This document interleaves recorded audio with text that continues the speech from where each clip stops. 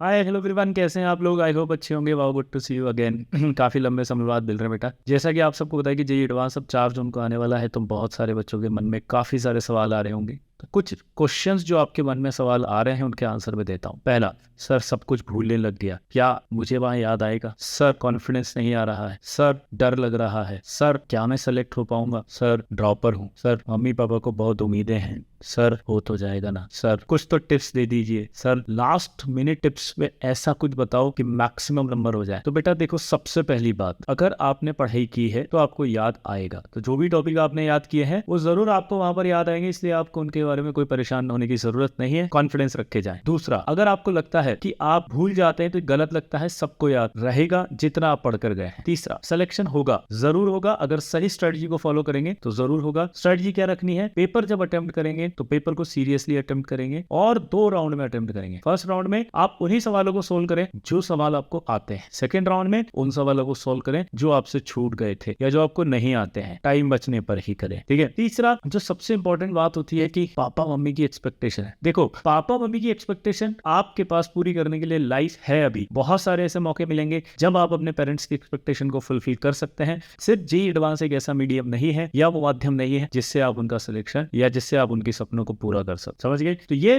कभी भी प्रेशर मत रखो। प्रेशर रखना है तो ये रखो कि उनकी एक्सपेक्टेशन को पूरा करेंगे। तो ये प्रेशर हो सकता है, लेकिन सिर्फ इसी एग्जाम से वो पूरा होगा, ये गलत एक्सपेक्टेशन है। तो ये टेंशन हटा दो, ठीक है। उसके बाद पेपर में मार्क्स नहीं आते, कॉन्फिडेंस लो हो रहा है, कोई बात नहीं। देखिए, कभी भी जेईई एडवांस का जो पेपर होता है हर साल एक जैसा नहीं होता। जेईई एडवांस जो होता है वो डिफिकल्ट नहीं, डिफरेंट होता है। तो डिफरेंट पेपर होने की वजह से मार्क्स भी डिफरेंट आते हैं। कई बार परसेंटाइल वेरी कर जाती है, कई बार परसेंटेज वेरी कर जाती है, और परसेंटेज वेरी करने की वजह से आप कट ऑफ पर ध्यान नहीं दे पाते कि उस पेपर का कट ऑफ एक्चुअली क्या गया था। आप एक स्टैंडर्ड को फॉलो करने लग जाते हैं, जिससे आपको ये डर लगता है कि यार यही क्वेश्चंस जो है अगर मेरे आईटी में आ गए तो मेरा पेपर खराब हो जाएगा या परसेंटेज खराब हो जाएगी। तो आपको डीमोटिवेट नहीं होना है इस चीज से लेके, क्योंकि तो एक प्रैक्टिस है, ठीक है।